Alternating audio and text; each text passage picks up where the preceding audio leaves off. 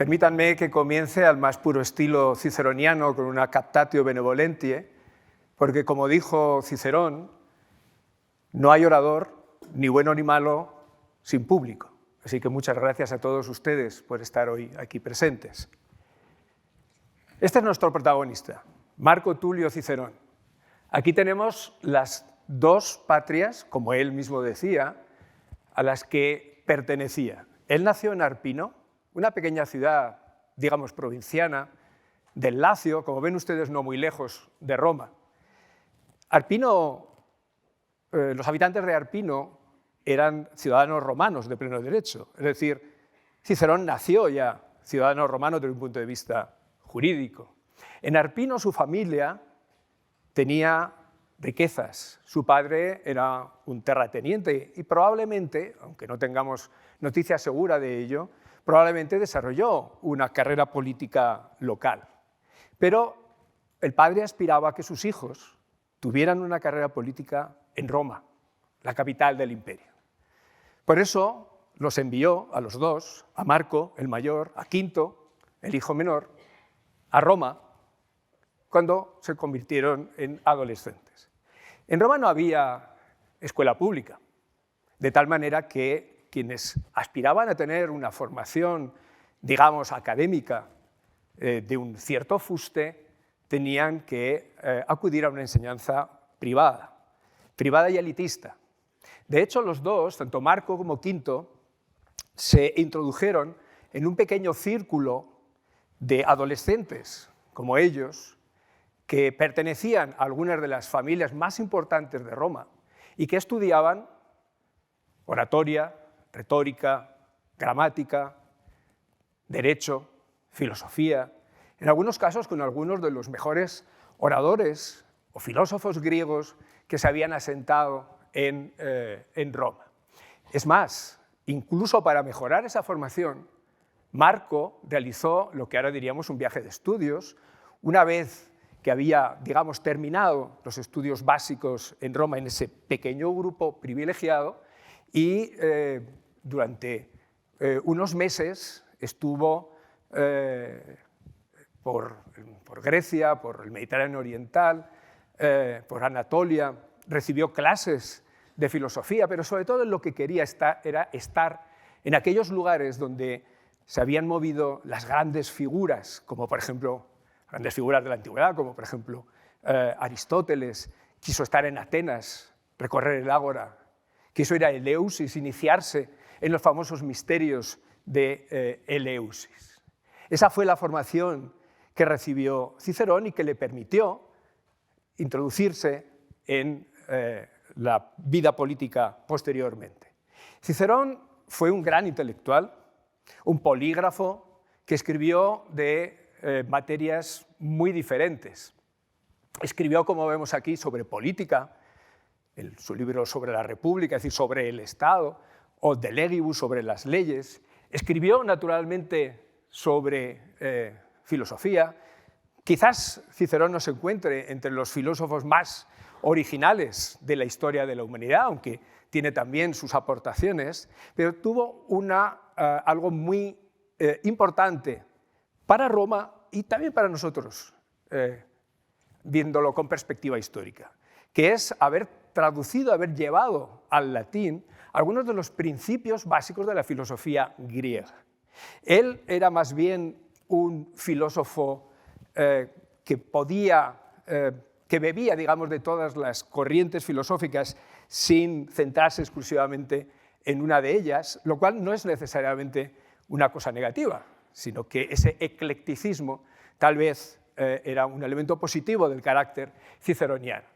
Y de Cicerón tenemos, y este es un gran privilegio para nosotros como historiadores, cartas.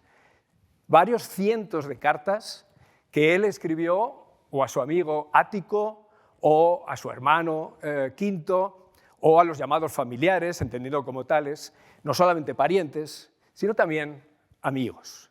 Todo eso nos permite reconstruir la vida privada de Cicerón, sus sentimientos, incluso en algunas ocasiones podemos saber qué hizo a lo largo de todo un día con el intercambio que en ocasiones de manera frenética tenía con otros individuos de la Roma de su época.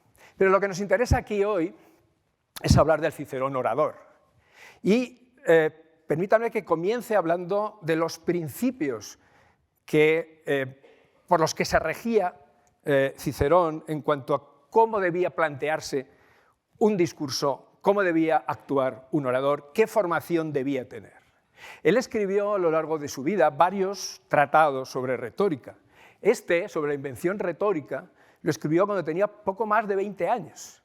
Es decir, realmente todavía no tenía experiencia como orador, pero ya se atrevía a dar, digamos, lecciones teóricas de cómo debía funcionar, de cómo debía ser la oratoria. Sobre todo me interesa señalar ese binomio de elocuencia y sabiduría. Es decir, para Cicerón es importante que el orador sepa de qué está hablando, porque si no sabe bien de qué está hablando, por muy hermosas que sean sus palabras, ese discurso no será más que palabrería. Al final ya de su vida escribió otra obra, El orador, en el que, como ven ustedes, lo que hace es especificar esa sabiduría, a qué campos del saber se refieren específicamente. Cicerón habla, en primer lugar, claro está, de la filosofía, porque dice la filosofía sirve para poder hablar de la muerte, de la religión, de la ética, del alma de las personas. En segundo lugar, el derecho. Como vamos a ver, uno de los campos de actuación más importantes de Cicerón a lo largo de su vida fueron los tribunales. Pero uno no puede acudir a los tribunales, sobre todo como abogado defensor, sin conocer el derecho.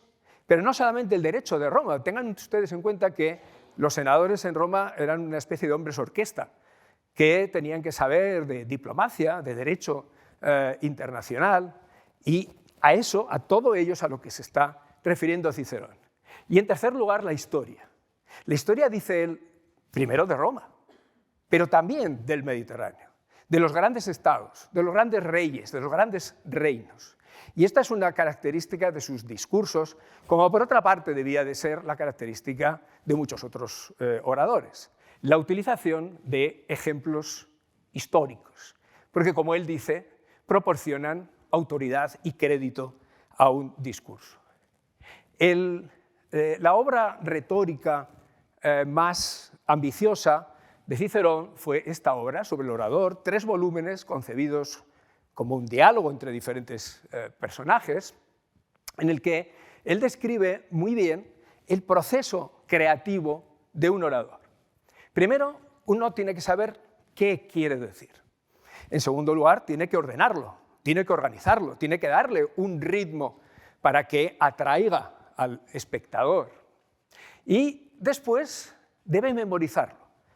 Es inconcebible en el mundo antiguo que un orador lea lo que ha escrito, lo escribe, o mejor dicho, lo hace escribir por un secretario que tenía más de uno Cicerón, pero como digo, es inconcebible que lea al público o en un tribunal lo que ha escrito. No tiene nada que ver con cómo funciona en la actualidad la política, cuando prácticamente para una sola frase hay que leerla. Eso sería impensable en la antigüedad. Y posteriormente, además de memorizarlo, sobre todo hay que buscar cómo atraer al público. Luego veremos que no todos los públicos son en Roma exactamente iguales, a través de elegir muy bien cuáles son los argumentos que se quiere utilizar. Porque de lo que se trata es de enaltecer y engrandecer los argumentos que el orador piensa que le van a favorecer a la hora de persuadir al público y orillar, dejar en un segundo plano aquello que le pueda perjudicar. En Roma había 3 grandes escenarios para la oratoria que los vamos a ver sucesivamente en esta charla. En primer lugar, los tribunales. En Roma, desde la segunda mitad del siglo II a.C., es decir, unas décadas antes de que viviera Cicerón en Roma, existían tribunales permanentes. Tribunales permanentes y especializados. Es decir, había un tribunal dedicado a los homicidios, había un tribunal dedicado a la malversación de fondos públicos, a las actuaciones inadecuadas en las provincias del Imperio Romano, etcétera, etcétera.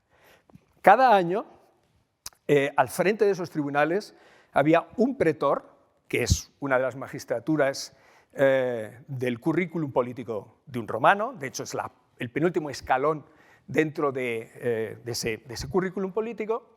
Había un pretor al frente de cada uno de esos tribunales y por sorteo se designaban un número determinado de jurados que habrían de actuar dentro de ese tribunal. Cuidado, porque ese sorteo se llevaba a cabo entre miembros de la élite social, miembros de la aristocracia. No estamos, como en el mundo de la Atenas democrática, ante tribunales populares. Es decir, estamos hablando de jurados miembros de la aristocracia con una cierta formación, desde luego con una educación semejante, diríamos, a la que había recibido Cicerón. El segundo ámbito, del cual también vamos a hablar, son las asambleas populares. En Roma había básicamente dos tipos de asambleas populares. Por un lado estaban los comicios.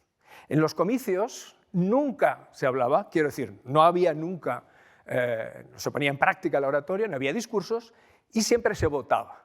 Eran asambleas decisorias. ¿Decisorias para qué? Para votar proyectos de ley, aprobarlos o no, para elegir a los magistrados anualmente de ese currículum político, de ese cursus honorum, carrera de los honores, que es el término latino. Y, por otro lado, estaban las contiones, en plural, contio en singular, es el término latino, que son asambleas en las que siempre se habla, pero nunca se decide. Son asambleas deliberativas, pero no decisorias. Y si alguna vez alguien o leen que un orador en Roma pronunció un discurso ante el pueblo, es siempre en este tipo de asambleas. Y en tercer lugar, naturalmente, el Senado, que es la cámara aristocrática por excelencia de ese sistema básicamente aristocrático con elementos propios ciertamente de una democracia, que era la República Romana. El Senado normalmente se reunía en la curia, era el edificio del Senado, pero también circunstancialmente podía reunirse en templos de otros lugares de la ciudad de Roma. Podríamos decir que el Senado estaba donde estaban los senadores. El Senado es un órgano, como he dicho antes, aristocrático de ex magistrados. Quien ocupaba una magistratura en Roma automáticamente se convertía de por vida en senador. A las reuniones del Senado solo podían acudir los senadores, es decir, era una cámara cerrada, no había público de fuera que pudiera asistir a lo que allí se deliberaba. Cicerón es consciente de que un orador no puede hablar de la misma manera en los diferentes escenarios de la oratoria en Roma. El elemento clave, entonces y ahora, de la oratoria es persuadir. Es obvio, se trata de persuadir al público. Y la persuasión se consigue con inteligencia, con prestigio, como elementos que pueden apoyar, que pueden dar un mayor peso al orador. Pero hay que utilizar diferentes registros según dónde se habla. En el Senado, dice él, y por extensión, podríamos decir, también en los tribunales, puesto que las personas a las que se hablan tienen una formación semejante, en el Senado, dice Cicerón, son gente como yo, son personas cultas, son personas con una educación, son gente sabia. Por lo tanto, los argumentos pueden ser más elevados, porque será más fácil la comprensión de esa argumentación. Pero al mismo tiempo, no se puede ser excesivamente arrogante, porque corres el riesgo de que enajenes la voluntad de esa audiencia de sabios, como él dice. En la Asamblea Popular, en la Contio, es muy diferente. Primero, porque hay que decir que a una Contio puede acudir quien quiera. Pueden ser miembros de la plebe, puede haber miembros también de la aristocracia. Es verdad que probablemente había sobre todo personas pertenecientes a la plebe. En cualquier caso, dice, el ánimo de los asistentes a una asamblea puede cambiar constantemente. Así que hay que intentar buscar los argumentos que puedan satisfacer, digamos, los intereses de ese público, que pueda ayudar a persuadirlos. Y lo que me interesa señalar, porque luego lo vamos a ver en un discurso, es el hecho de que se trata de generar sentimientos. Cicerón hace hincapié en que hay que buscar generar miedo, esperanza, deseo, gloria y cualquier otro sentimiento. Es decir, hay que apelar a los sentimientos en la Asamblea Popular por encima de todo. Vamos a hablar en primer lugar de los tribunales. Vamos a situarnos en ese escenario. Esta imagen, obviamente no es de Roma, pero seguramente que ustedes han reconocido muchas de esas escenas. Estamos elegido algunas de las grandes películas americanas de todos los tiempos. ¿Y por qué? Porque creo que es una manera sencilla de entender cómo funcionaba el tribunal, cómo funcionaban los tribunales en Roma. En Roma, como he dicho antes, había un jurado. Una persona, un ciudadano romano, actuaba como fiscal, acusando del delito que correspondiera a alguien. Un fiscal no como profesional, un ciudadano de Roma. En principio, cualquiera, teóricamente, podía hacerlo. Y llevaba, para apoyar sus argumentos, a testigos que hablaban en contra del reo, quien a su vez disponía de uno o varios abogados defensores. Tampoco de abogados profesionales, sino normalmente, como el propio Cicerón, miembros de la élite social que circunstancialmente actuaban como abogados. Es decir, se trata de una contentio, se trata de una competición dialéctica, se trata de convencer al jurado de que el reo es culpable o es inocente. Y para eso está la palabra, para eso está la oratoria. Y como vamos a ver, uno de los elementos en estas películas americanas, en muchos casos, no se trata tanto de rebatir argumentos como de descalificar a personas. En muchas ocasiones lo importante es descalificar a los testigos, descalificar al que actúa como fiscal, porque de esa manera ese testimonio queda, o es lo que se pretende, queda invalidado. Vamos a ver pronto cómo Cicerón, como esta es una de las estrategias preferidas de Cicerón en los tribunales. Vamos ya con el primer juicio, que se celebra en el año 59 a.C. contra Lucio Valerio Flaco. Lucio Valerio Flaco pertenece a una de las familias más importantes de Roma, los Valerios. Él había sido gobernador en el año 62 o a partir del año 62 en la provincia romana de Asia. La provincia romana de Asia, como ven ustedes, ocupaba la parte occidental de lo que hoy es Turquía, de Anatolia. Es el antiguo reino de Pérgamo, absorbido por el Imperio Romano y convertido en una provincia. Era una de las provincias más ricas del Imperio Romano, que producía impuestos, grandes tasas a partir del intercambio comercial, etcétera, etcétera.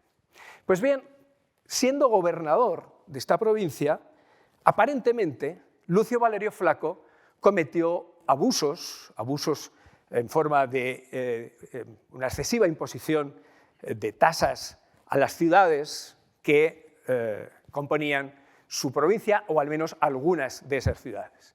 El caso es que algunas de esas ciudades decidieron ir a Roma y denunciar a Lucio Valerio Flaco. Encontraron a un ciudadano romano que les quiso escuchar, les quiso apoyar y que llevó a Valerio Flaco a juicio. Y ahí es donde interviene Cicerón. Cicerón actúa como abogado defensor, entre paréntesis, todos los discursos que conocemos de Cicerón en tribunales fueron pronunciados como abogado defensor, con una excepción, las berrinas contra el famoso Verres, gobernador de Sicilia. Y otro paréntesis, antes hablaba de los tres escenarios, conocemos muchos más discursos ciceronianos en tribunales que, desde luego, ante el pueblo e incluso ante el Senado. Conozcamos, quiero decir, que se han conservado su texto hasta nosotros. Vuelvo al juicio contra Valerio Flaco. Cicerón, como hace en otras ocasiones, más que entrar en intentar rebatir los argumentos en contra de su defendido, se concentra en intentar desprestigiar a los testigos, en intentar desprestigiar a quienes han llevado a juicio a Valerio Flaco. La primera estrategia, que vamos a ver a continuación en un texto de su discurso en favor de Flaco, la primera estrategia es descalificar a los testigos por una sencilla razón, porque son griegos. Vamos a ver en las palabras de Cicerón qué es lo que dice.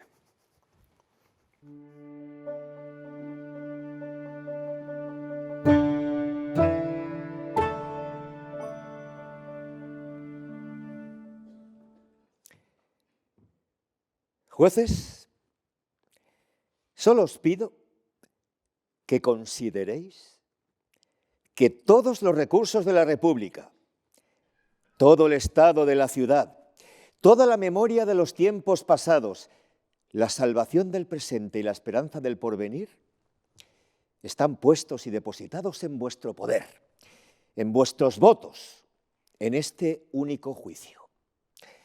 No vais a juzgar sobre la patria de los lidios, ni la de los misios, ni de la de los frigios, que han venido aquí traídos por la seducción y la fuerza, sino sobre vuestra propia república, sobre el estado de la ciudad, sobre la salvación común, sobre la esperanza de todos los hombres de bien. Por los dioses inmortales, jueces, ¿acaso vais a fiaros de testigos desconocidos para saber cómo un hombre que un año antes impartía justicia en Roma pudo hacerlo al año siguiente en Asia? ¿No vais a recurrir al propio juicio de vuestra razón? ¿Será acaso un aldeano del Molo, un hombre al que nadie conoce, ni siquiera los suyos, quien venga a enseñaros quién es Lucio Flaco? ¿Y qué testigos, me pregunto? Diré lo que todos saben. Son griegos. No es que yo quiera negar crédito a toda esa nación, pues si ha habido alguna vez entre nosotros un hombre que no despreciara su cultura, su talento y su afán de saber, ese he sido yo. Digámoslo sin rodeos, en ese pueblo hay ciertamente muchos hombres honrados, cultos y discretos, que por supuesto no han sido traídos ante este tribunal. Los que sí veo aquí son muchos desvergonzados, ignorantes y frívolos. Ved, no obstante, lo que afirmo del conjunto del pueblo griego. Les reconozco su literatura, les concedo su dominio de muchas artes, no les niego el encanto de la palabra, el ingenio agudo, la facilidad para hablar. Pero la seriedad y la fidelidad en el testimonio, eso jamás ha sido virtud de esa nación. Jamás responden a lo que se les pregunta. Siempre dicen más de lo que el acusador espera y nunca se preocupan de probar lo que afirman. El testigo griego sube al estrado con un solo propósito: causar daño. Considera una vergüenza ser vencido, refutado o desenmascarado, y a eso dedica todo su esfuerzo sin preocuparse de otra cosa. Por eso no se elige al más íntegro o al más respetable, sino al más desvergonzado y charlatán de todos.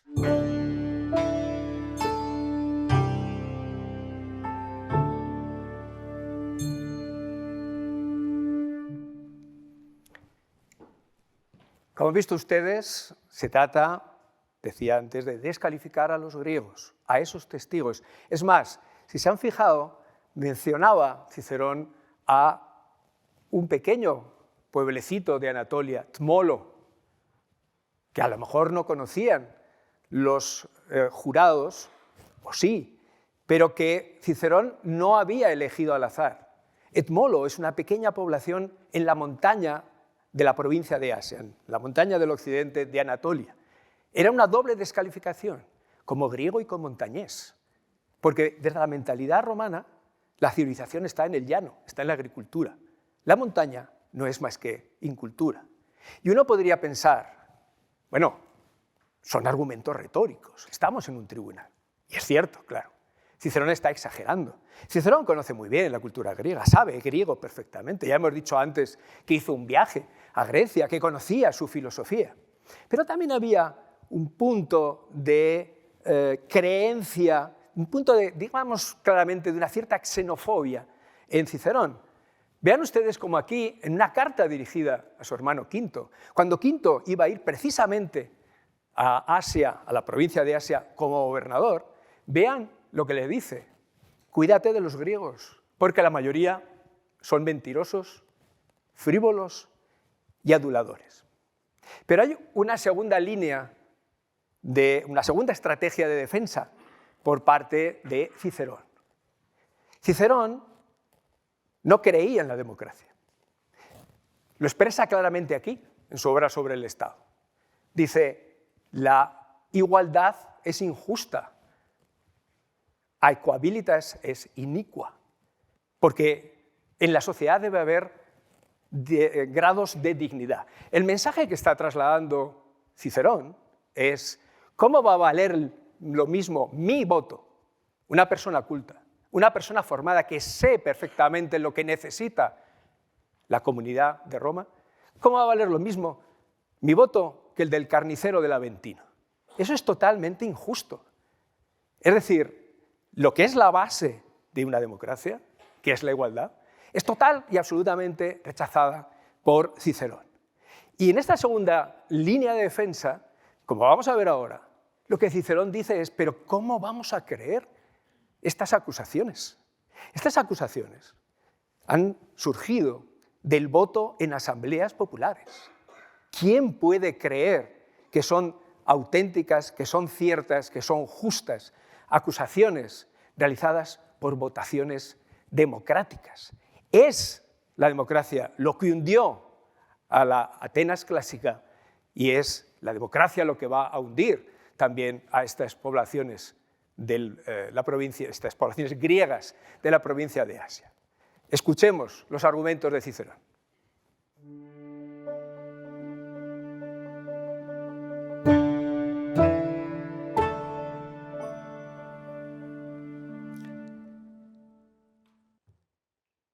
Ninguno de nuestros antepasados, tan sabios y venerados, permitió que la Asamblea Popular tuviera ninguna autoridad.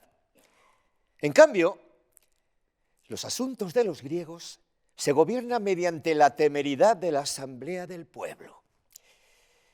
Considerad la antigua Grecia, la que antaño floreció en riquezas, en poder y en gloria. Cayó por este único mal, por la libertad desordenada y el desenfreno de las asambleas.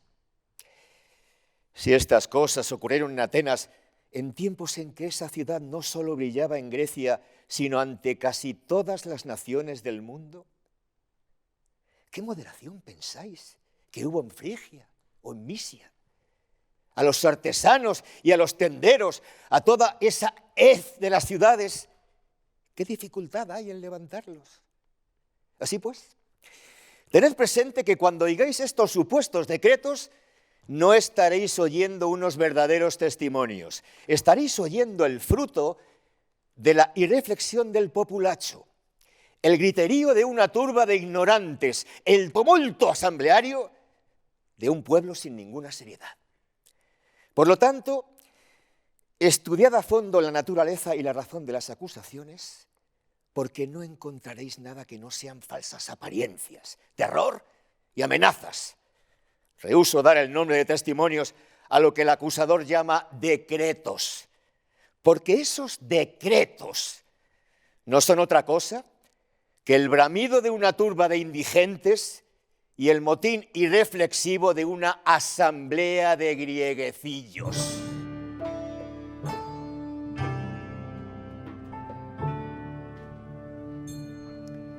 Hay razones para pensar que probablemente algo de cierto había en las acusaciones contra Lucio Valerio Flaco, pero Cicerón logró su propósito. Valerio Flaco fue absuelto. Cambiemos de juicio. Unos años más tarde, 3 años más tarde, en el año 56, se inicia un juicio contra Marco Celio Rufo, un personaje de una familia no tan ilustre como los Valerios, pero también ilustre. Celio Rufo era en ese momento un joven de unos 26 años, amigo de Cicerón, en ese momento aliado político también de Cicerón, con el que compartía algunas de las ideas básicas sobre cómo debía organizarse la República. Celio Rufo es llevado al tribunal acusado de varios delitos, entre los cuales uno, quizás el más importante, es un intento de asesinato contra Clodia. ¿Y quién es Clodia? Clodia es la hermana de Clodio. Ustedes dirán, bueno, eso tampoco es un argumento especialmente importante. Sí lo es, porque Clodio es el archienemigo político de Cicerón. Clodio, que él sí pertenecía a la familia de los Claudios, aunque había modificado su nombre para parecer más popular, como Clodio, Clodio, siendo tribuno en el año 58 a.C., 2 años antes, había conseguido llevar al exilio a Cicerón, acusado de haber ajusticiado, sin juicio previo y sin derecho de apelación, a ciudadanos romanos que habían sido apresados, acusados de apoyar la conjuración de Catilina, de la que hablaremos dentro de unos minutos. Así que Clodia es la hermana de Clodio. Clodia en esos momentos tenía en torno a unos 40 años. Y de nuevo nos encontramos aquí con una estrategia de desprestigio, de descalificación. Vamos a ver cómo lo que pretende en todo momento a lo largo del discurso, aquí lo vamos a ver simplemente en un fragmento, es decir, y lo dice una y otra vez, ¿cómo vais a creer a Clodia si es como una prostituta? No es que esté diciendo que sea una prostituta. Lo que dice Cicerón es, vive como si fuera una prostituta. Hasta se acuesta con sus esclavos, que es ya lo peor de lo peor en la sociedad romana. Un esclavo es un objeto, es una cosa. No solamente eso, es que se va con cualquiera. Y no solamente eso, comete incesto. ¿Con quién? Con Clodio. Con esos antecedentes que naturalmente Cicerón no tiene necesidad de demostrar, simplemente lo que hace es lanzar las acusaciones. El objetivo, de nuevo, es decir, no creáis ni una palabra. ¿Qué vais a creer? ¿A una prostituta? ¿A alguien que vive como una prostituta? ¿O a un noble, joven y prometedor político como Celio Rufo? Veamos cuáles son las palabras de Cicerón.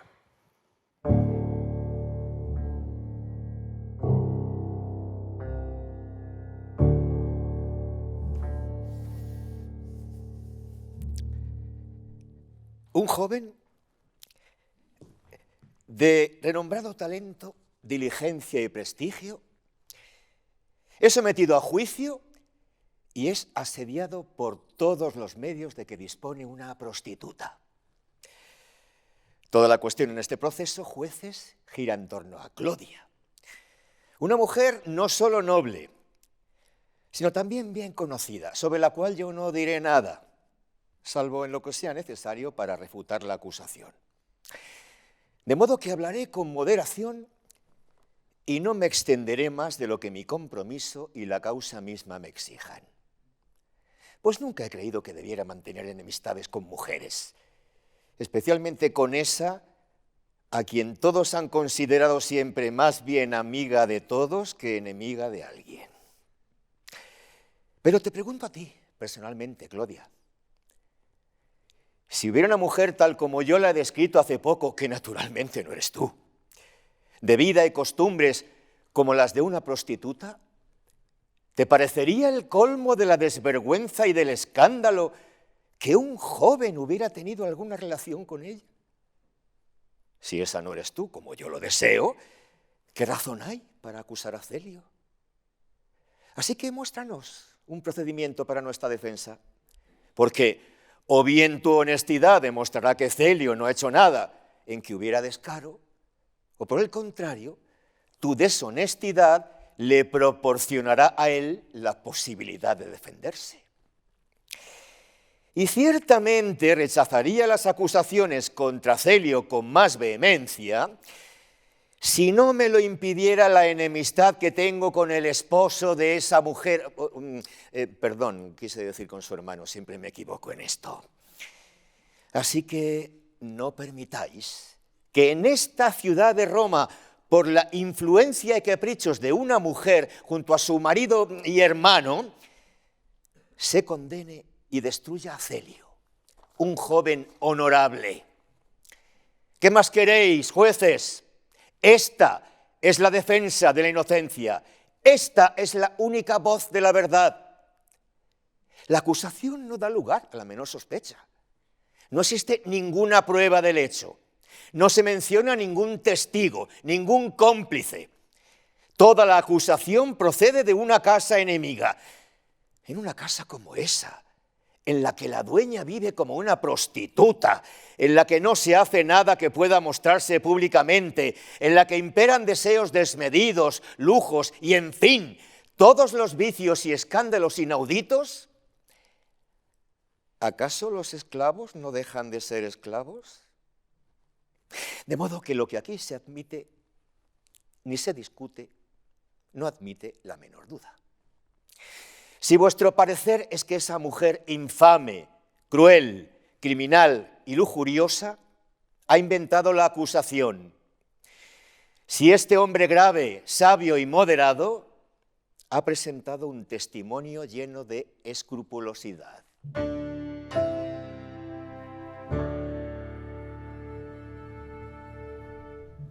Supuestamente, Celio había sido amante de Clodia, con lo cual Cicerón juega también con ese manido argumento de Clodia sedujo al joven y guapo Celio, y cuando Celio la abandonó, Clodia hizo todo lo posible para vengarse. Clodia supuestamente estaría detrás de la acusación. Es verdad que Clodia como mujer, aunque las mujeres romanas eran ciudadanas, no tenían derecho a impulsar un juicio en los tribunales. Utilizó a otra persona. Pero en todo momento, en el discurso de Cicerón queda claro que la clave es Clodia. Por cierto, Celio fue absuelto. Vayamos al año 52. Cambiamos en parte de protagonista, aunque seguimos teniendo a Clodio como uno de los principales protagonistas. El año 52 es un año clave en la historia de Roma. En el año 52 ocurren una serie de acontecimientos, de los que ahora voy a hablar muy someramente, que conducen casi directamente al 49, que es cuando se inicia la guerra civil entre cesarianos y pompeyanos. Todo comienza al inicio del año 52, cuando Clodio es asesinado. En Roma, en los años 50, se vivía en un cierto ambiente de violencia en las calles. Había bandas armadas. Diferentes personajes públicos, políticos, tenían a su disposición bandas que en ocasiones se enfrentaban por diferentes motivos en el centro de Roma. Al comienzo del año 52 se enfrentan las bandas de Clodio y de Tito Annio Milón. La consecuencia será que Milón hará asesinar, buscar, se había refugiado en una posada, Clodio lo hace buscar y lo hace asesinar. Clodio, hemos dicho antes, era un gran enemigo de Cicerón, pero era un personaje también muy popular. Siendo tribuno de la plebe en el 58, había promovido y conseguido aprobar una serie de leyes, algunas de ellas favorables al pueblo. Por ejemplo, la entrega gratuita de grano a la plebe más pobre, a los más empobrecidos entre la ciudadanía romana. La muerte de Clodio desencadena una extraordinaria movilización popular en Roma. Hay asambleas populares, discursos incendiarios cada día para acusar y llevar a los tribunales al culpable o al que ha incitado al asesinato, que se considera que es Milón, o que, digamos, todo el mundo sabe que ha sido Milón. Pero todo esto desencadena esa violencia, desencadena un hecho de una extraordinaria gravedad. Los partidarios de Clodio llevan su cadáver al interior de la curia y le pegan fuego, lo cual naturalmente se traslada al conjunto de la curia, el edificio donde habitualmente reunía el Senado, que se quema por completo. Queda totalmente destruido. El mensaje, no solamente la curia, algunos de los edificios aledaños también son parcialmente destruidos. El mensaje de esos partidarios de Clodio era: vosotros sois los culpables, vosotros estáis amparando la violencia de Milón. En esas circunstancias, en medio de esos desórdenes, los senadores, la mayoría senatorial, se plantea: ¿qué hacemos? ¿Nombramos a Pompeyo, que aparece por primera vez en esta charla, pero aparecerá luego más tarde de nuevo? ¿Nombramos a Pompeyo dictador? Finalmente deciden nombrarlo cónsul sine collega, cónsul único.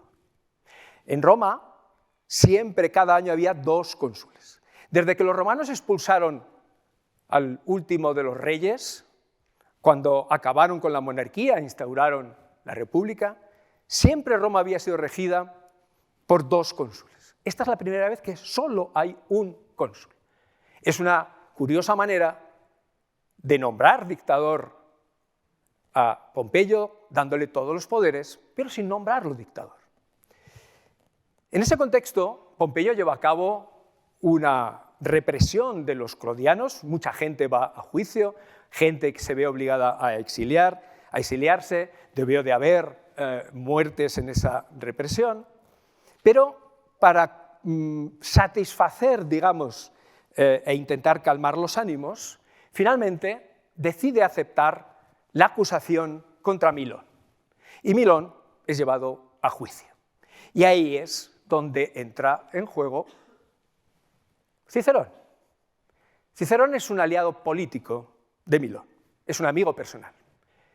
Y decide ser uno de los abogados defensores de Milón.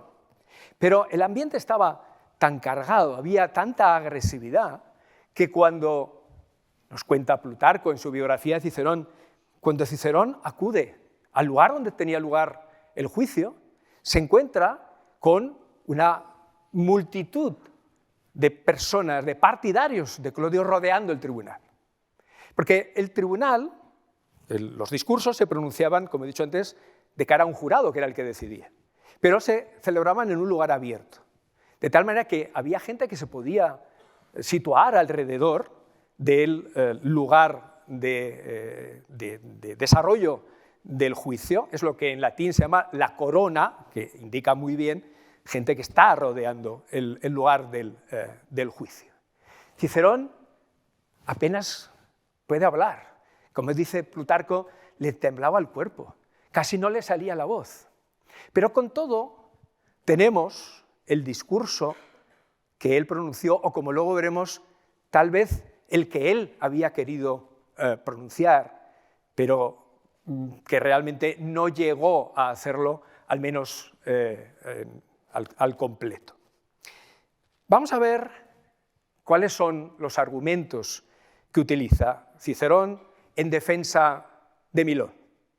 Luego lo desarrollamos, pero les anticipo, más que negar el asesinato en sí, lo que hace es justificarlo como si fuera un crimen legítimo. Vamos a ver cuáles son las palabras de Cicerón.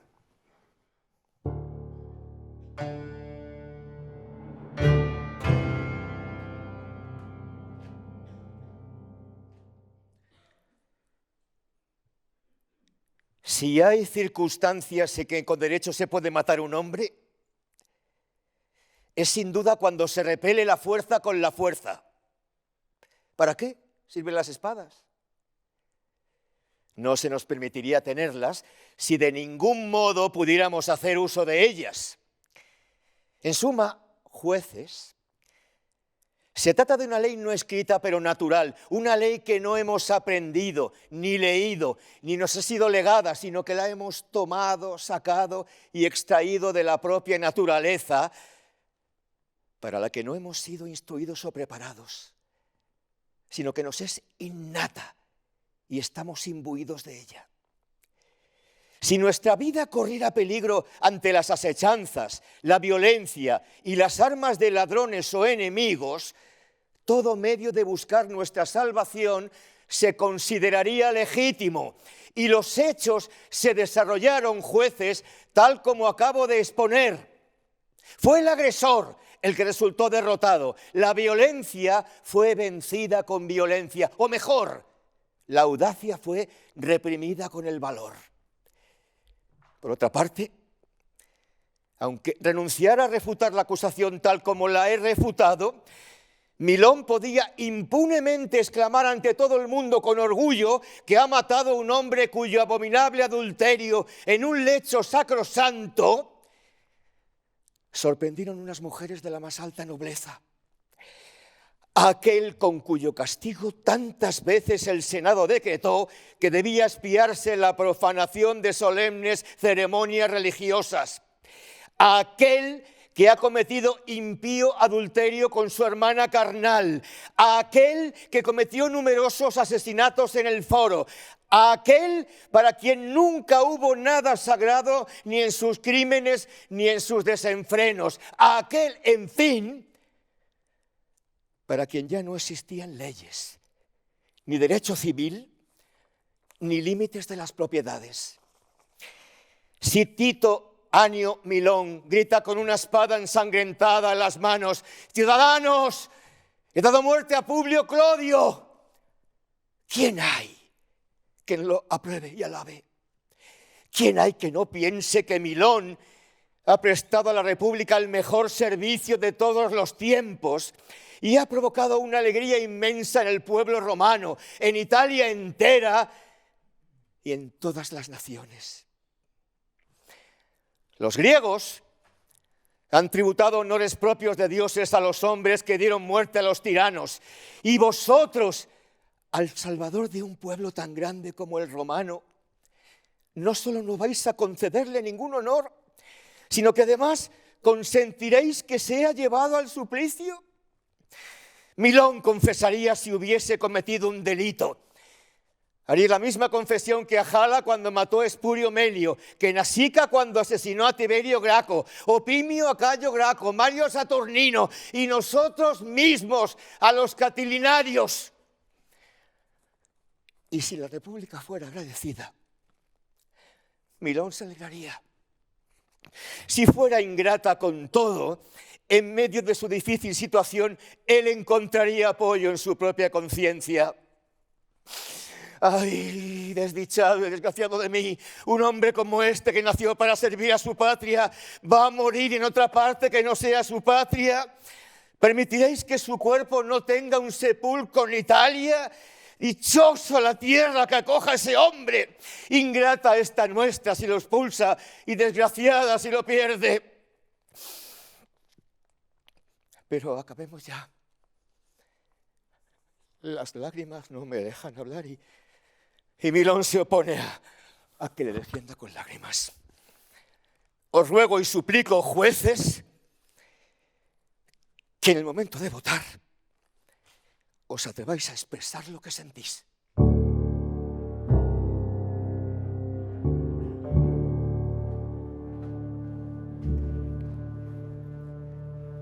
La argumentación ciceroniana se resume en esa frase, que procede de su obra sobre las leyes. Salus populi suprema lex est. La salud, la salvación del pueblo, debe ser la ley suprema. Lo cual quiere decir que si es necesario utilizar la violencia, si es necesario usar cualquier tipo de procedimiento para salvar la República, todo está legitimado. decir, su gran argumento es: Milón ha matado a un tirano.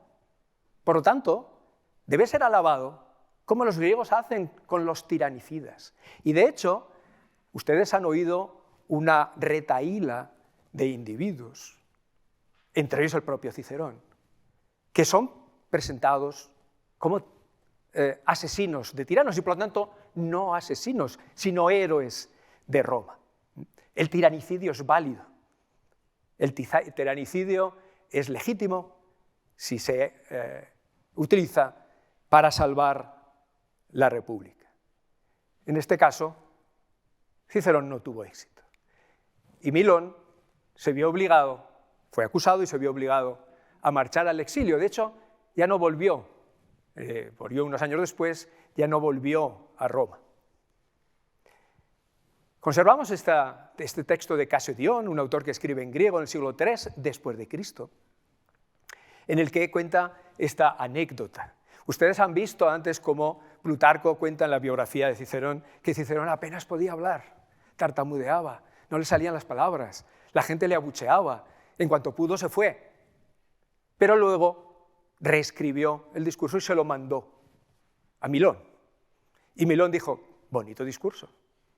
Lástima que no lo pronunciaras cuando lo tenías que pronunciar. Quizás entonces hubiera conseguido la absolución. Ahora bien, tampoco estoy tan mal en Masilia, en la actual Marsella, comiendo riquísimos salmonetes todos los días.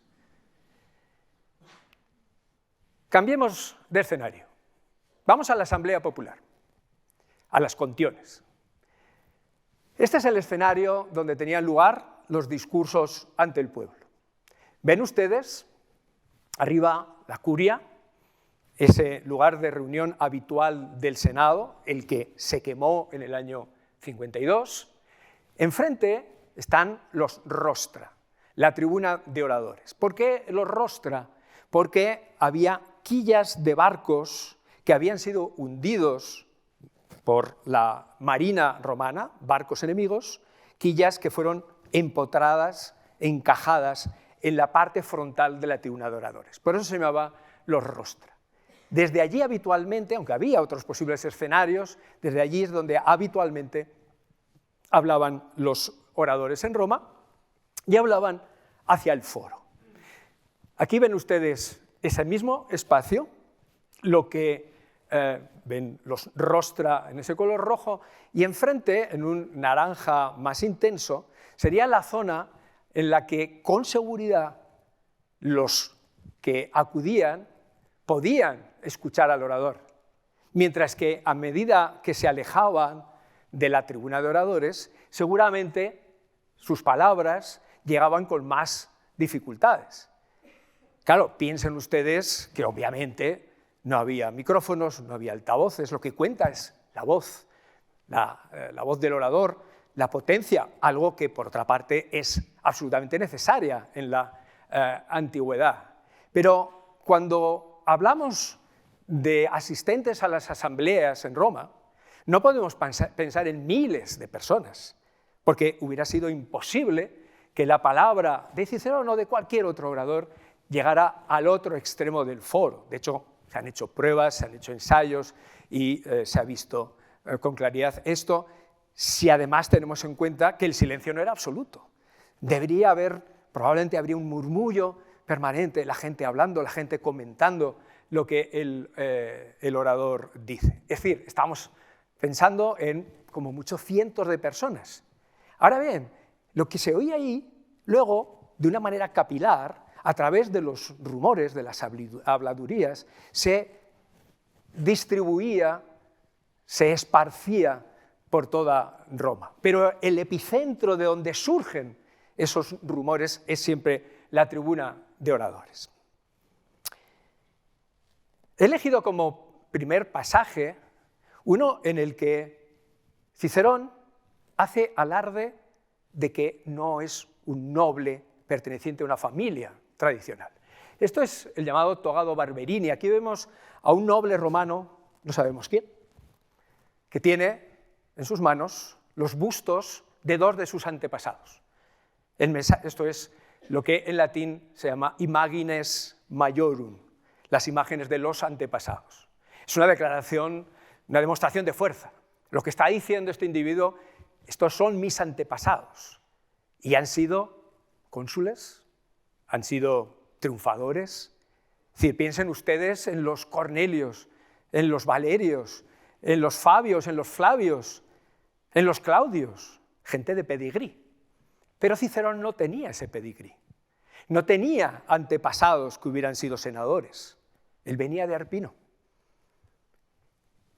Y de hecho, en ocasiones se lo recriminan. Hay nobles pata negra que le dicen, ¿pero qué estás diciendo? Si tú eres el primero de tu familia que ha entrado por la puerta de la curia, ¿cómo te atreves a acusarnos a los miembros de familias que siempre hemos estado en Roma? Es lo que en términos latinos se llama homo novus. Literalmente Cicerón era un hombre nuevo, es decir, un advenedizo, un novel, el primer senador de su familia. Pero no solo hizo eso, llegó a ser cónsul. Y el pasaje que he elegido es como comienza el primer discurso que pronunció él ante el pueblo siendo cónsul. Y vean ustedes cómo en lugar de, digamos, pedir perdón por no tener unas imágenes mayores, unos antepasados ilustres, le da la vuelta al argumento y dice, yo lo he conseguido todo con mis méritos, no como otros. Vamos a ver qué argumentos utiliza Cicerón.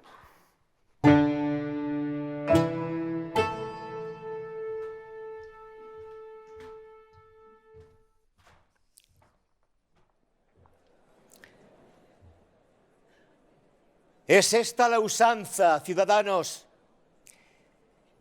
y viene de los antepasados que quienes, por favor vuestro, han conseguido el derecho de conservar las imágenes de su familia, dirijan su primer discurso de modo que en él acierten a fundir el reconocimiento a vuestro favor con el elogio de sus antepasados. Yo, ciudadanos, no puedo hablaros de mis antepasados, no porque no hayan tenido las cualidades que veis en mí, que he nacido de su sangre y me he formado con sus enseñanzas, sino porque se vieron privados de la aureola popular y del brillo que confieren vuestros honores. He sido yo el primer novel a quien después de muchos años habéis hecho cónsul, y bajo mi dirección habéis abierto ese senado y habéis querido que en adelante esté abierto al mérito personal. Y no solo me habéis elegido cónsul, lo cual es de por sí un altísimo honor, sino que me habéis elegido en una forma en la cual pocos nobles han sido elegidos en esta ciudad, siendo un advenedizo nadie antes de mí. Porque es una gloria insigne, ciudadanos, que de todos los noveles sea yo el primero después de muchos años a quien habéis conferido este cargo, la primera vez que he presentado mi candidatura y dentro de mi tiempo legal.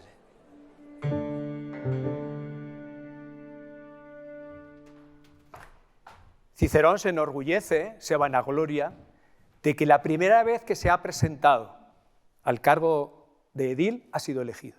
La primera vez que se ha presentado al cargo de pretor ha sido elegido. La primera vez que se ha presentado al cargo de cónsul ha sido elegido. Dice, pocos, ningún homo novus lo ha conseguido. Y pocos nobles han conseguido ese logro que yo, por mis méritos, he conseguido en mi vida.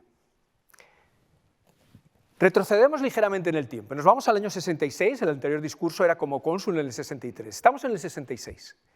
Vamos a hablar de la ley Manilia. En Roma, las propuestas de ley se llamaban en plural rogationes, en singular rogatio, y llevaban el nombre de aquel que la proponía, que proponía el proyecto de ley. En este caso es un manilio. Manilio es un tribuno de la plebe en ese año 66. Y lo que propone es concederle un mando extraordinario a Ecneo Pompeyo Magno. ¿Un mando extraordinario para qué? para acabar de una vez por todas con Mitrídates, rey del Ponto. El Ponto es un pequeño reino situado en el sur del Mar Negro, en el norte de Anatolia, de lo que hoy es Turquía, un reino de poca importancia, hasta que Mitrídates consiguió conquistar la mayor parte de Anatolia. Hemos visto antes, hemos dicho, que la provincia de Asia era una provincia de una enorme importancia desde el punto de vista político, pero sobre todo económico. Muchos intereses económicos estaban en juego. Y Mitrídates hacía ya 2 décadas que ponía en jaque al ejército romano. No había manera de acabar con él. Manilio lo que propone es darle el mando a Pompeyo, porque Pompeyo tenía una trayectoria de auténtico apagafuegos de los problemas que el Senado romano había ido teniendo en los últimos años. Había acabado con la guerra contra Sertorio en la península ibérica, había acabado recientemente, o eso decía él, con el problema de los piratas, un problema endémico en el Mediterráneo. Digo que eso decía él porque es verdad que consiguió hacerlos retroceder, pero la piratería, los corsarios, volvieron más tarde de nuevo al escenario mediterráneo. En ese contexto, las leyes eran debatidas ante el pueblo. Y en ese contexto, Cicerón interviene. Interviene a favor de la ley Manilia. Pero si uno ve cuál es la trayectoria de Cicerón, esto no deja de ser sorprendente, porque era conceder un mando extraordinario con miles de soldados a un solo individuo, que además no había sido elegido magistrado, era un particular. Y esto es una irregularidad. El texto que vamos a oír a continuación a mí me parece fascinante como representación de la oratoria ciceroniana. Porque, como vamos a ver, Cicerón hace una lista larguísima de irregularidades, es más, de ilegalidades cometidas por Pompeyo a lo largo de su carrera, a lo largo de su vida política. Y cuando uno esperaría que la consecuencia de esta argumentación es: ciudadanos, yo me opongo a este proyecto de ley, Cicerón da un giro a la argumentación y dice, bueno, ya que le hemos dado todos estos poderes y ha funcionado bien, ¿por qué le damos otro? Bueno, una especie de Cicerón marxiano, al estilo Groucho Marx. Tengo unos principios, señora, pero si no le gustan, tengo otros. Vamos a ver esta argumentación en las palabras de Cicerón.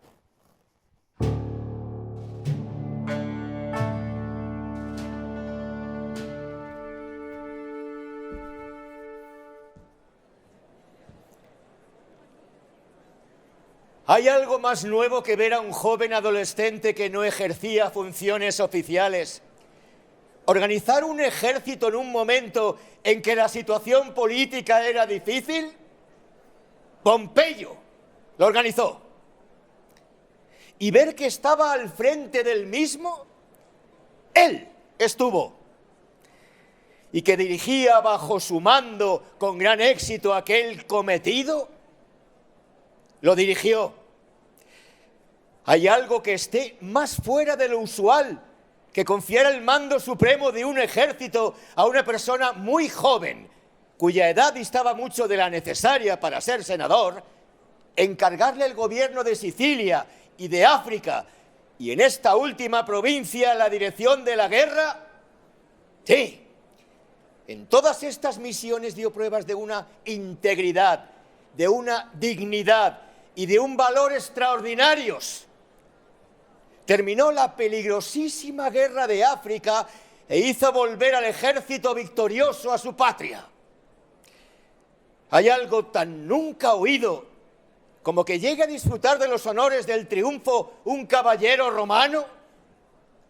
Pues eso, no solo pudo presenciarlo el pueblo romano, sino que además lo juzgó con un entusiasmo general digno de verse y de ser celebrado. Hay algo tan inusitado que habiendo dos cónsules de lo más eminentes e ilustres, un caballero romano fuera enviado como procónsul a una guerra importante y terrible. ¿Hay algo más extraordinario que el hecho de que fuera dispensado del cumplimiento de las leyes mediante un decreto del Senado y nombrado cónsul antes de asumir legalmente cualquier otra magistratura? ¿Hay algo más increíble que el hecho de que un caballero romano celebrara un triunfo por segunda vez en virtud de un decreto del Senado? Todas las novedades que pueden ser recordadas haber sucedido a todos los hombres no son tantas como las que se han concedido a este solo hombre. Por lo tanto, no dudéis, ciudadanos, en confiar todos los poderes a este hombre, el único en tantos años, a quien hemos visto entrar al frente de sus ejércitos en las ciudades de nuestros aliados con gran alegría de ellos. Viendo tan gran afluencia de ciudadanos acudir con ese entusiasmo a confiar por segunda vez el mando al mismo general, ¿podemos dudar de la causa que defendemos y del éxito final de esta propuesta? Así pues, ciudadanos, os aseguro que si he tomado parte en esta causa, lo he hecho solo en bien del Estado. Al verme investido del cargo de pretor y colmado por vosotros de tan grandes favores, me convencí de que debía anteponer vuestra voluntad, el honor del Estado y el bienestar de las provincias y de los aliados a todas mis conveniencias e intereses.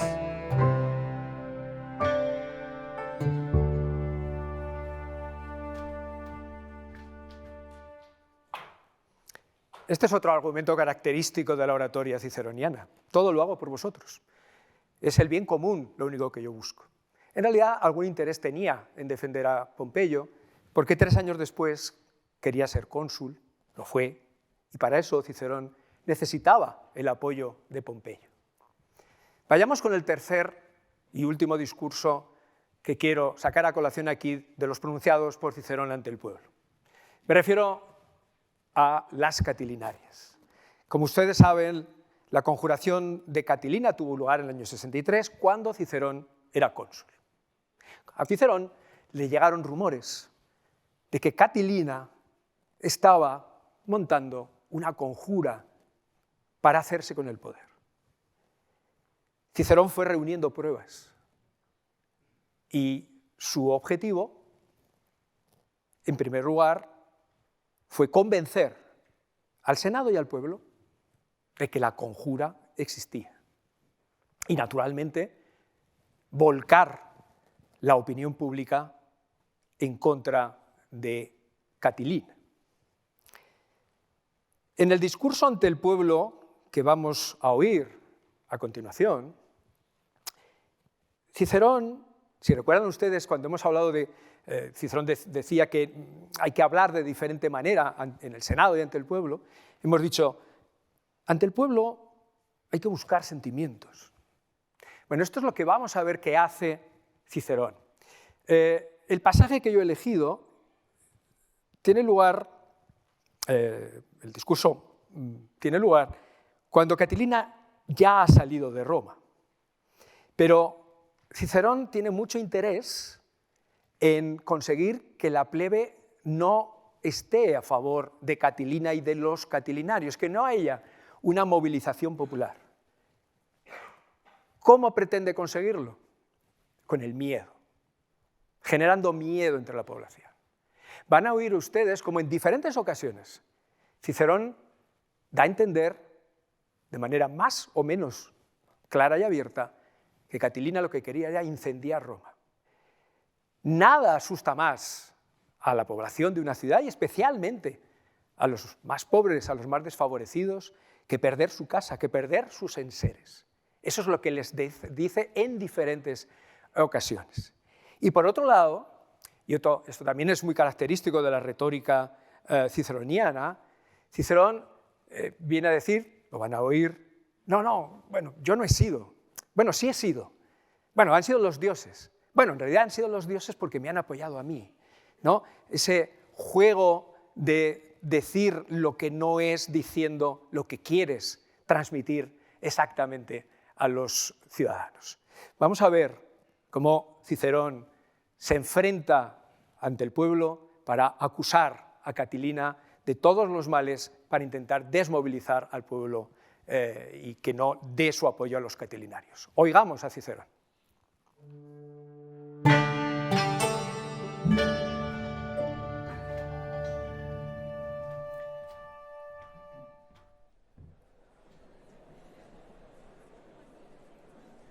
Por fin, ciudadanos, hemos expulsado de la ciudad a Lucio Catilina, que en su audacia desvariaba, que respiraba crimen, que tramaba impíamente la perdición de la patria y que amenazaba destruiros a sangre y fuego a vosotros y a esta ciudad. Se fue, salió de la ciudad, huyó, escapó precipitadamente. Ese monstruo de mal presagio ya no acarreará ninguna ruina estando dentro de la ciudad, sobre la misma ciudad. Ya no rondará su famoso puñal entre nuestros costados. No estaremos con el alma en vilo, ni en el campo de Marte, ni en el foro, ni en la curia, ni en fin, entre las paredes de nuestras propias casas. La república y la vida de todos vosotros, ciudadanos, vuestros bienes, vuestras fortunas, vuestras mujeres y vuestros hijos, así como la sede de este grandioso imperio, han sido salvados de las llamas y de la espada por el amor extraordinario que os tienen los dioses inmortales, y os han sido conservados y restituidos gracias a mis esfuerzos, a mi vigilancia y a los riesgos que corrí. Pero por eso son dignos del mayor odio y del mayor castigo esos conjurados, porque no solo han intentado pegar fuego luctuosa y sacrílegamente a vuestras casas y domicilios, sino también a los templos y santuarios de los dioses. Decir que fui yo quien les hice frente sería una pretensión excesiva por mi parte que no se me debería tolerar. Fue Júpiter quien les hizo frente.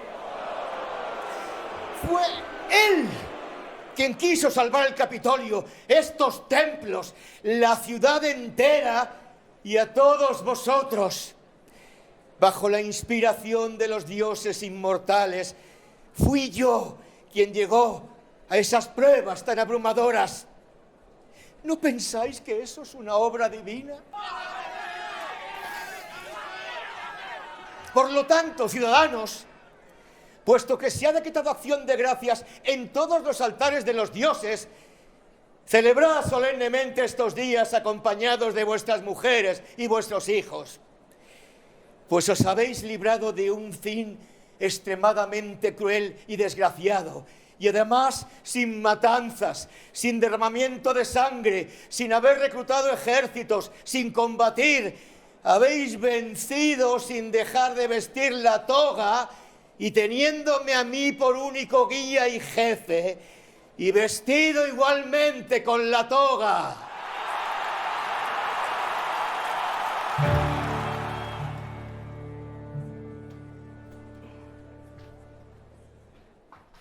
En realidad hubo violencia. Estas palabras de Cicerón ante el pueblo fueron, digamos, un poco precipitadas. Porque es verdad que Catilina había huido, pero fue para unirse a un ejército en Etruria, en lo que hoy es Toscana, para, desde ahí, enfrentarse a los ejércitos senatoriales. De hecho, Catilina murió unos meses después de que Cicerón pronunciara este discurso en una batalla, como digo, en Etruria. Y no solamente eso, antes he aludido a catilinarios que fueron apresados en la ciudad de Roma y que fueron ajusticiados por orden del cónsul Cicerón. Es decir, que no es exacto en el contexto histórico viéndolo al final, viendo lo que ocurrió en última instancia con la conjuración, no es exacto decir que simplemente se consiguió, o Cicerón consiguió derrotar la conjura con la toga. Fueron necesarias también las armas. Vamos al último escenario, al Senado.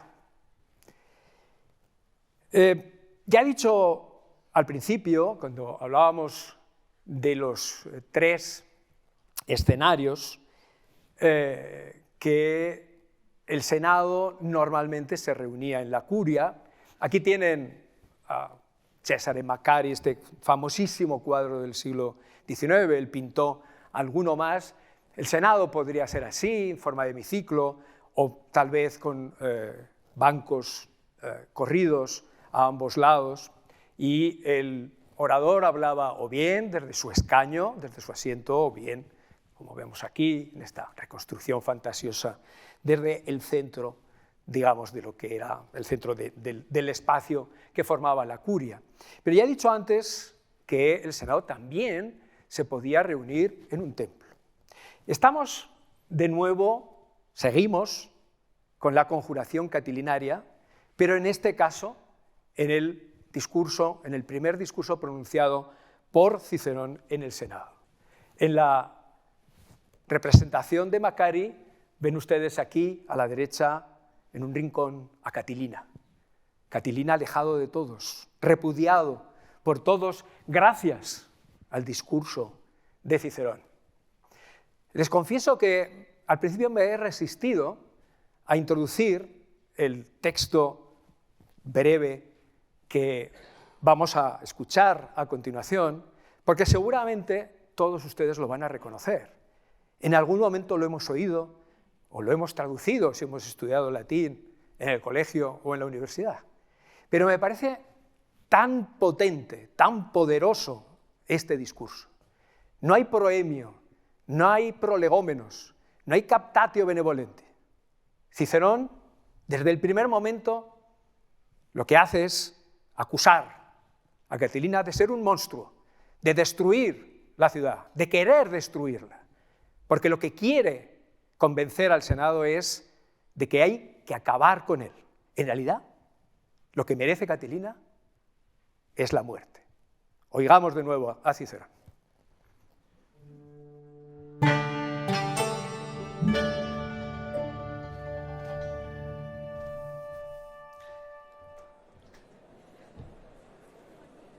¿Hasta cuándo, Catilina, seguirás abusando de nuestra paciencia? ¿Por cuánto tiempo aún soportaremos tu locura? ¿Hasta qué límite llegará tu audacia? ¿Es que no te arredran ni la guardia nocturna del Palatino, ni la vigilancia en la ciudad, ni la alarma del pueblo, ni el acuerdo de todos los buenos ciudadanos, ni este protegidísimo lugar donde se reúne el Senado, ni las miradas y semblantes de los senadores? ¿No te das cuenta de que tus maquinaciones están descubiertas? ¿No adviertes que tu conjuración no tiene salida? ¡Qué tiempos! ¡Qué costumbres! El Senado conoce todo y el cónsul lo está viendo. Sin embargo, Catilina vive. ¿Que si vive? Mucho más. Incluso se presenta en el Senado y participa en sus acuerdos, mientras señala y condena a muerte con sus propios ojos a cada uno de nosotros. Hace tiempo, Catilina, que hubieras debido ir al suplicio para sufrir esa misma suerte que tú ya hace días estás maquinando contra todos nosotros.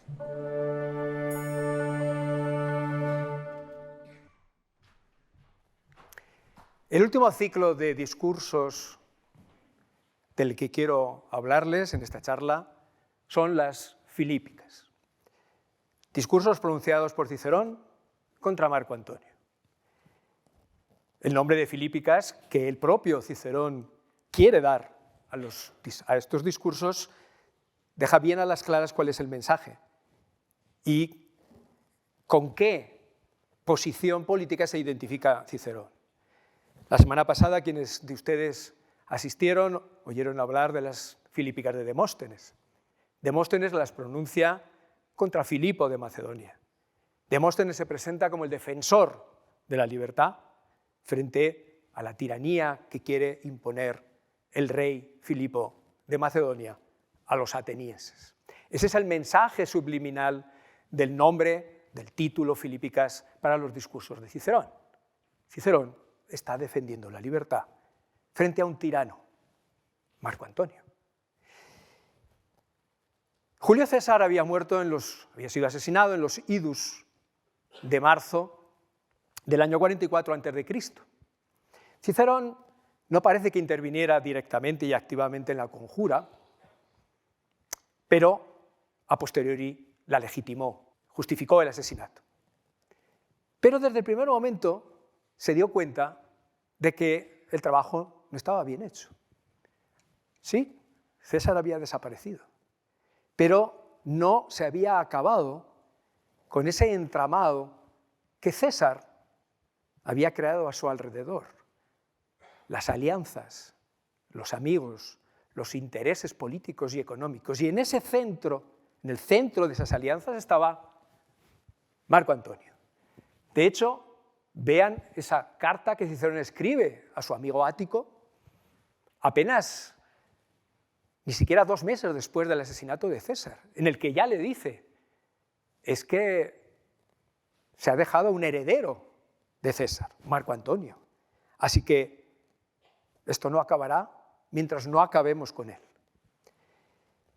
Eso le llevará a pronunciar, al final del año 44 y en los primeros meses del año 43, esas Filípicas, la mayor parte de ellas en el Senado, un par de ellas también ante el pueblo. El objetivo de Cicerón es conseguir que Marco Antonio sea declarado hostis, sea declarado enemigo público, enemigo de la patria. ¿Por qué? Porque automáticamente esa declaración senatorial apartaría de facto a Marco Antonio de la ciudadanía romana.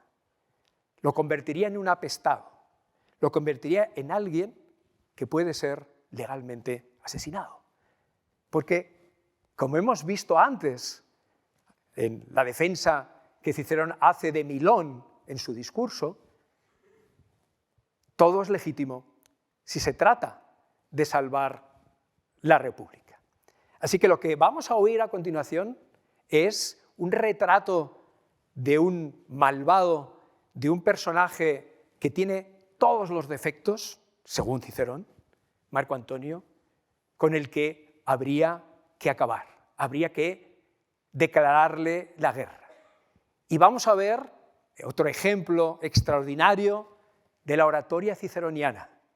Vamos a ver cómo ocurre en otras ocasiones, en otros discursos, él defiende machaconamente una idea, se define de una manera para, al final, dar un giro y justificar, en este caso, la violencia.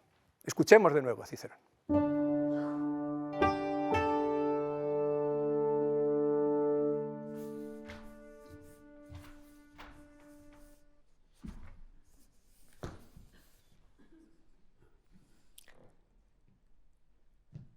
¿Quién puede soportar a ese monstruo repugnante? ¿Qué hay en Antonio sino lujuria, crueldad, soberbia, arrogancia? Todo él resulta un conglomerado de estos vicios. No se encuentra en él ni rastro de nobleza, de moderación, de discreción, de honestidad. Por todo ello, puesto que la situación ha llegado al punto crítico de tener que decidir si Antonio lavará sus culpas para con la República o si nosotros habremos de convertirnos en sus esclavos, por los dioses inmortales, tengamos por fin, senadores, el valor y el coraje de nuestros antepasados para o bien reconquistar la libertad que es propia del pueblo romano y del nombre de Roma, o bien preferir la muerte a la esclavitud. Por ello, apoyaré con mi parecer que Antonio no solo no es cónsul, sino que es enemigo de la patria.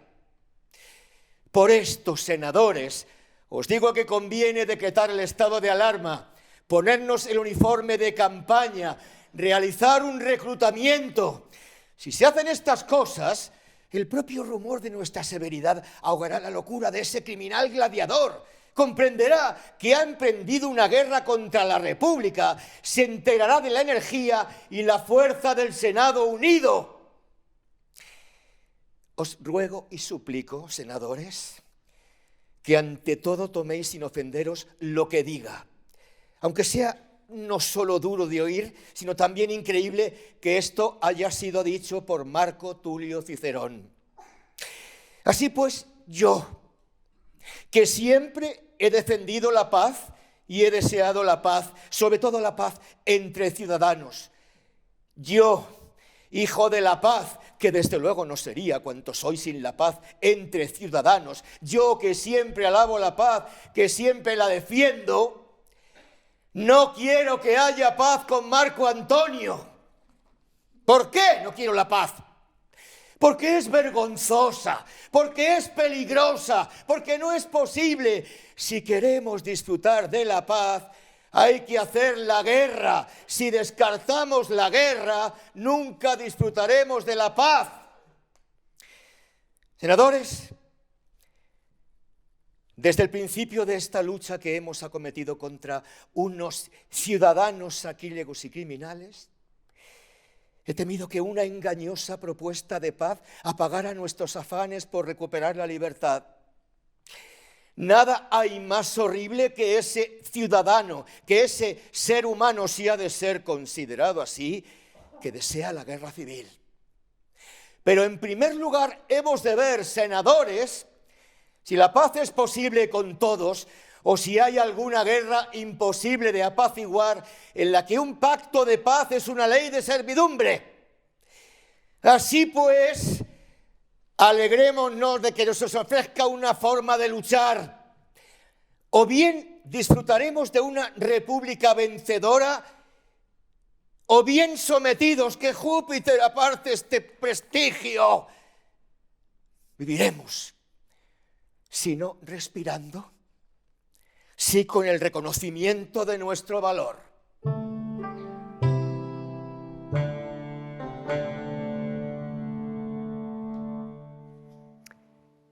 Cicerón no tuvo éxito, pero consiguió su último periodo de fama. Recuperó el liderazgo dentro del Senado. Era el consular más antiguo. Asumió, como digo, el liderazgo de lo que él consideraba una causa justa, acabar con Marco Antonio. Pero los intereses que había dejado César, como antes he dicho, eran muy fuertes. Estaba Octavio, el futuro Augusto, el hijo adoptivo de César. Estaba Marco Antonio y había otros. Hubo guerras, sí. Hubo guerras a lo largo del Mediterráneo. Pero al final, Marco Antonio nunca fue declarado hostis, enemigo público, y el Senado nunca declaró la guerra oficialmente contra Marco Antonio. Es más, en noviembre del año 43 a.C., se aliaron Octavio, futuro Augusto, Marco Antonio y Lépido, que había sido también un lugarteniente de César, y por una ley aprobada por el pueblo, se convirtieron legalmente en triunviros. Pasó a haber un poder en Roma representado por estos tres personajes. Y lo primero que hicieron fue sacar una lista de proscritos, las llamadas proscripciones. La lista de los que ellos consideraban enemigos públicos, que eran sus propios enemigos. Adivinen ustedes quién estaba en el número 1. Sí, Marco Tulio Cicerón, efectivamente. Marco Antonio no dudó en ponerlo ahí y en mandar matarlo. Cicerón lo sabía. En cuanto le llegó la noticia de la lista, sabía que era hombre muerto si no conseguía huir de Roma. Y lo intentó. Él tenía diferentes villae, diferentes casas de campo en el Lacio, en Campania. Él era un terrateniente. Una de ellas estaba relativamente cerca de la costa, al sur de Roma, y desde allí, llevado en una litera por unos cuantos esclavos fieles, intentó llegar a la costa, tomar un barco y salir de Italia. Pero no lo consiguió. Fue alcanzado por soldados enviados por Marco Antonio, quienes lo sacaron de la litera y cercenaron su cabeza. Para terminar esta charla, vamos a oír a continuación las palabras escritas por Séneca, por el filósofo Séneca, en las que de una manera vívida y dramática describe la muerte de Cicerón, la muerte del que probablemente fue uno de los grandes oradores no solo de Roma, sino de la antigüedad. Cicerón seguramente estaría de acuerdo en que probablemente era el mejor. Vamos a ver cómo describe no solo la crueldad de su asesinato, sino cómo sus cabezas, sus manos son desmembradas, cómo es objeto de burla en ese lugar en el que él había logrado la gloria de convertirse en un extraordinario orador ante el pueblo. Oigamos a Séneca.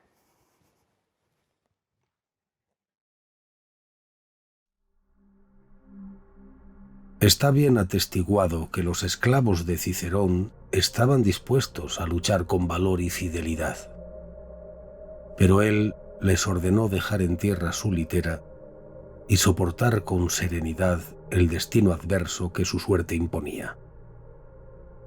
Así, asomándose fuera de la litera y ofreciendo su cuello, le fue cercenada la cabeza. Pero la brutalidad insensata de los soldados no se sació con eso. También le cortaron las manos, diciendo que eran las que habían escrito contra Marco Antonio. La cabeza fue llevada a Antonio y, por orden suya, colocada entre las dos manos en la tribuna de oradores de Roma, el mismo lugar en el que Cicerón había hablado con frecuencia, donde ese mismo año había sido escuchado contra Antonio con una elocuencia como nunca voz humana alcanzó. Ante ese espectáculo, los ciudadanos, anegados en lágrimas, apenas podían alzar los ojos para contemplar los miembros mutilados de aquel compatriota asesinado.